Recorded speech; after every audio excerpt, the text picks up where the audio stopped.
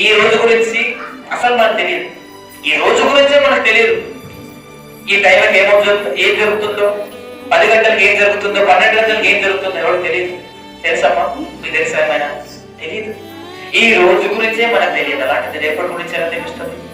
రేపు మనం ఇంకా బ్రతికుంటామని మనకి ఎలా తెలుస్తుంది? రేపు మనది కాదు, ఈ రోజే మనది. గుర్తుపెట్టుకోండి. ఎప్పుడు కూడా మీరు పరిచర్యలోకి వెళ్ళినా, లేదా కుటుంబ జీవితాల్లో ఉన్నా, సంఘ జీవితాల్లో ఉన్నా, వాక్యం వింటున్నప్పుడు ఒక మాట గుర్తుపెట్టుకోండి, ఈ రోజు వరకు మాత్రమే వాక్యం వింటానేమో, రేపు ఏమో.